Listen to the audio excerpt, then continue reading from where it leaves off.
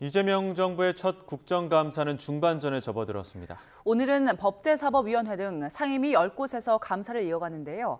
민주당발 사법개혁과 부동산 이슈를 두고 곳곳에서 충돌이 예상됩니다. 국회 연결합니다. 임성재 기자.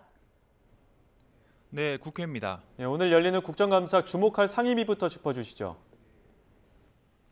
네, 오늘 10곳 국정감사가 진행되는 가운데 가장 주목해야 할 상임위는 국회 법사위입니다.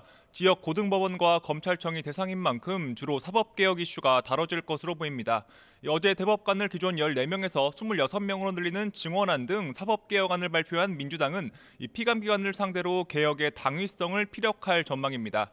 한정혜 정책위의장도 조금 전 국감대책회의에서 이번 개혁안은 사법부에 대한 무너진 국민 신뢰를 회복하는 차원이라고 강조했습니다.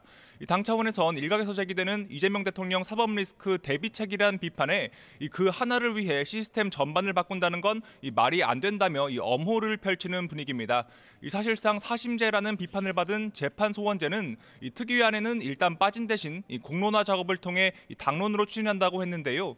당내 속도 조절 엇박자 지적도 나오는데 민주당 관계자들은 앞으로 당론으로 뜻을 모아가겠다는 건 정청래 대표와 김병기 원내대표 모두 같은 생각이라고 선을 그었습니다. 반면 국민의힘은 여당의 사법개혁안을 사법 쿠데타로 규정한 만큼 국감장에서 사법부의 독립성 침해를 부각할 것으로 예상됩니다. 각급 법원장 등에게 사법부 길들이기가 아니냐며 공세를 펼 거로 보이는데요. 원내 관계자는 YTN과 통화에서 민주당이 실제 법안 처리에 나선다면 필리버스터 카드를 비롯한 총력 저지에 나서는 건 당연하다고 강조했습니다. 아울러 국회 과방위 국감에선 최근 잇따른 주요 통신사 등의 해킹 사태가 도마 위에 오를 전망이고요. 금융감독원에 대한 국회 정무위원회 국감장에선 카드사 해킹, 정보 유출 사고 관련 당국의 감독, 대응 능력이 주로 다뤄질 것으로 보입니다. 네, 정부의 11호 부동산 대책 이후 보유세 인상 가능성을 두고도 여야가 연일 공방을 이어가고 있지요. 네, 민주당은 야당의 주된 타깃이 된 부동산 이슈가 부정적인 방향으로 확대 재생산되는 걸 경계하는 기류입니다. 특히 민심과 직결되는 정부의 보유세 강화 전망 등에 계속 선을 긋고 있습니다. 원내 핵심 관계자는 YTN과 통화에서 부동산 세제 개편안은 손도 안 댔는데 왜 자꾸 이슈가 되는지 모르겠다며 거듭 진화에 나섰습니다. 향후 부동산 대책 보완 입법과 공급 대책을 논의할 당 차원의 가칭 부동산 대책 지원 TF 인선 등 구성 작업에도 속도를 내고 있습니다. 국민의힘은 그러나 부동산 대책 관련 정부 인사의 발언 등을 정조준하며 공세의 고삐를 더 조이고 있습니다.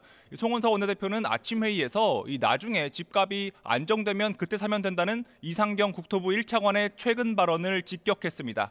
국민은 정말 열불나는 유체 이탈 발언으로 받아들이고 있다며 국민의 대출은 다 틀어막고 이런 말을 하는 건 책임 있는 정부 당국자가 아니라고 비판했습니다. 또 이 대통령의 분당 아파트와 이 차관의 50억 원대 자산 등을 언급하며 자신들은 경제적 이득을 누리면서 국민은 전월세 난민으로 내몰고 있다고 비난했는데요. 향후 국정감사에서도 부동산 이슈를 중심으로 한 대여 공세는 계속될 것으로 보입니다. 지금까지 국회에서 YTN 임성재입니다.